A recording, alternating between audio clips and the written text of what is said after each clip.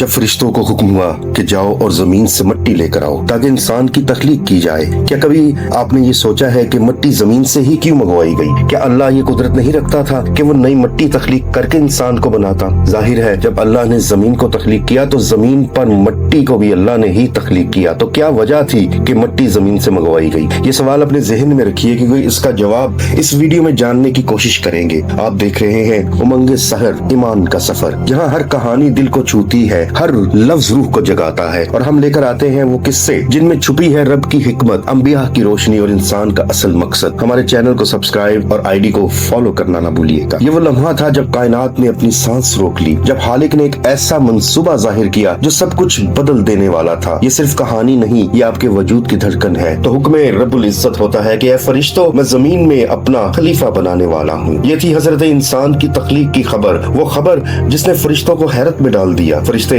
अर्ज करते हैं, ए हमारे रब, क्या तू ऐसे को खलीफा बनाएगा जो जमीन पर फसाद और खून बहाएगा, जबकि हम तो तेरी हमद और तस्बीह बयान करते हैं। लेकिन यहाँ ये सवाल पैदा होता है कि फरिश्तों को ये इल्म कहाँ से हुआ? कौन था जिसने उनको बताया कि इंसान फसाद करेगा और खून बहाएगा? वो कौन था जिसकी वजह से फरिश्तों ने बारगाए रब्बुल इज्जत में ये अर्ज की? तो ये उस जमाने की बात है जब जमीन और आसमान तख्लीक हो चुके थे। अल्लाह ने फरिश्तों को पैदा फरमाया और उनमें से एक मखलूक अज़ाज़ील यानी इब्लीस को इज्जत और मकाम अता फरमाया। वो जिन्नात में से था, आग से बना हुआ, मगर अपनी इबादत और इल्म की बदौलत फरिश्तों का सरदार बन चुका था। ये था अज़ाज़ील, सबसे ज्यादा इबादत गुजार, सबसे ज्यादा इल्म वाला। हजारों सालों से वो इबादत में मशगूल था। फरिश्ते उसकी अजमत को तस्लीम करते थे, मगर उसके दिल में नरमी नहीं, फख्र था। इबादत में गरूर शामिल था। वो समझता था कि वो सबसे बरतर है, लेकिन वो नहीं जानता था कि अल्लाह ताला को आजिज़ी पसंद है और फख्र सिर्फ उसी को ज़ेब देता है जो खालिक कायनात है। एक दिन अज़ाज़ील ने अर्श के करीब कुछ बातें सुनी कि एक नई मखलूक पैदा होने वाली है जिसे सब फरिश्ते सजदा करके उसकी अजमत और बरतरी का इतराफ करेंगे। अज़ाज़ील चौंक उठा, चेहरे पर हैरत, आंखों में बेचैनी। वो फरिश्तों से पूछने लगा, कौन सी मखलूक जिसे सजदा करने का हुक्म दिया जाएगा? क्या कोई ऐसी मखलूक भी बन सकती है जो हमसे बढ़कर हो? फिर उसने एक ख्वाब देखा। ख्वाब में एक चमकता चेहरा और उसके सामने एक साया गिरा और वो साया खुद अज़ाज़ील था। जागकर उसके लबों से बेख्तियार निकला, लानत है उस पर जो अपने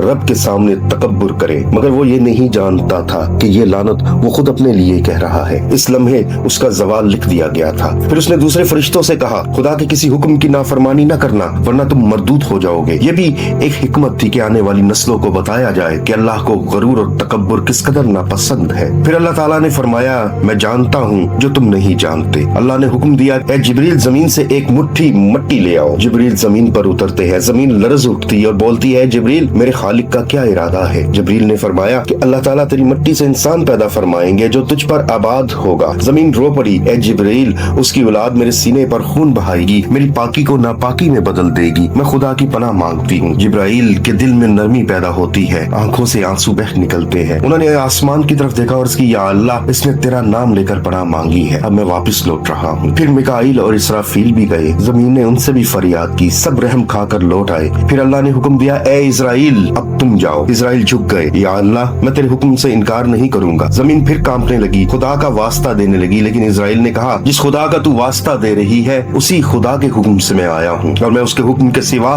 कुछ नहीं जानता। फिर उसने जमीन से मिट्टी ली, सफेद, सुर्ख, भूरी और स्याह, यूं इंसान की रंगतें, नस्लें और जुबान मुख्तलिफ हुई। अल्लाह ताला ने फरमाया कि इजराइल, चूंकि तूने मेरी अताअत की है, क़यामत तक तू ही मेरी मखलूक की रूह कब्ज करेगा। इसलिए इजराइल अब मुल्कुल मौत कहलाते हैं। और जैसे उस दिन उसने जमीन की एक न सुनी, वैसे ही आज भी वो किसी इंसान की फरियाद पर नहीं रुकता, वो सिर्फ हुक्म इलाही के ताबे है। तो अर्श के करीब मुख्तलिफ रंगों की मिट्टी को मिलाया गया। फरिश्ते हैरत से देख रहे हैं और अज़ाज़ील यानी इब्लीस एक तरफ खड़ा था। वो आग से पैदा किया गया था और मिट्टी के इस वजूद को हकारत से देख रहा था। ये वो लम्हा था जब पहली बार खाक और आग आमने सामने हुई, एक आजिज़ी का पैकर और दूसरा तकब्बुर से भरा हुआ। फिर रब्बुल इज्जत ने फरमाया कि मैं इसमें अपनी रूह फूंकूंगा। जब रूह फूंकी गई तो फिजा में नूर फैल गया। फरिश्ते सजदे में गिर गए, मगर अज़ाज़ील यानी इब्लीस पीछे हट गया। आदम की आंखें खुली, पहला सांस, पहला शऊर और अर्श से रोशनी का तूफान उतरा और फिर तमाम फरिश्ते सजदे में झुक गए सवाए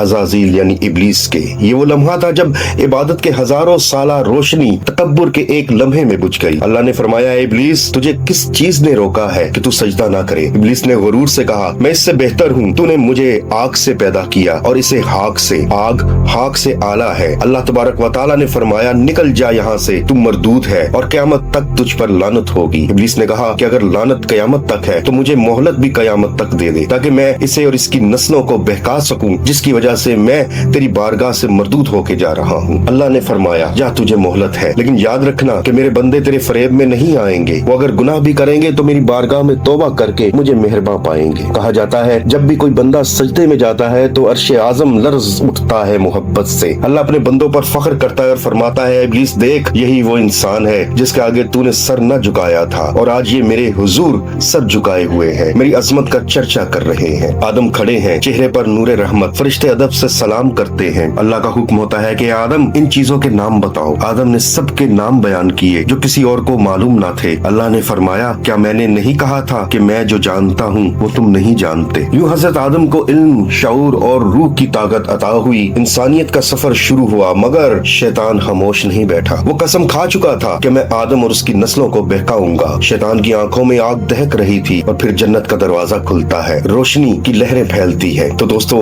वीडियो के शुरू में हमने एक सवाल उठाया था कि जब अल्लाह ने जमीन को खुद तख्लीक किया तो वो इंसान को तख्लीक करने के लिए नई मिट्टी भी पैदा कर सकता था। फिर आखिर ऐसा क्यों कि फरिश्तों से फरमाया गया कि जाओ जमीन से मिट्टी लेकर आओ, मैं इससे इंसान को तख्लीक करूँ। ये सवाल बज़ाहिर सादा है, मगर इसके पीछे एक राज पोशीदा है जो इंसान और जमीन के ताल्लुक को जाहिर करता है। एक ताल्लुक जो खिलाफत, मोहब्बत और जिम्मेदारी से जुड़ा है, और एक हिकमत भी है कि इंसान को जमीन पर खलीफा बनना था और खलीफा का ताल्लुक उसी सरजमीन से होना जरूरी है जिस पर वो हुक्मरानी करने वाला हो। अल्लाह ने चाहा कि जमीन इंसान को अजनबी ना समझे बल्कि उसे अपने वजूद का हिस्सा माने, इसलिए इंसान की तख्लीक जमीन की ही मिट्टी से की गई, ताकि जब वो इस पर कदम रखे तो जमीन उसे पहचाने और कबूल करे और उसकी खिलाफत फितरत के निजाम से हम आहंग हो। अगर खलीफा किसी गैर सरजमीन से होता तो जमीन उसके हुक्म को अजनबी समझती। जैसे एक कौम पर अगर किसी गैर मुल्क से हुक्मरान मुसल्लत कर दिया जाए तो वो कितना ही आदिल और सही क्यों ना हो, दिल से कबूल नहीं होता। बस ये अल्लाह की हकीमाना तदबीर थी कि जमीन पर खिलाफत उसी के जिस से उठाई जाए, ताकि इंसान और जमीन के दरमियान रिश्ता, मोहब्बत, जिम्मेदारी और शनाख्त का कायम हो। तो दोस्तों, ये था हजरत आदम अलैहिस्सलाम के किस्से का पहला हिस्सा, जब मिट्टी से रूह तक का सफर शुरू हुआ। अगर आपको ये वीडियो पसंद आए तो उमंगे सहर ईमान के सफर को सब्सक्राइब करें और फॉलो करें। अगली किस्त के इंतजार में हमारे साथ रहिए, क्योंकि अगली किस्त में हम जानेंगे कि जन्नत का इम्तिहान जब वसवसा फूंका गया, एक ऐसा लम्हा जिसने इंसान की तकदीर को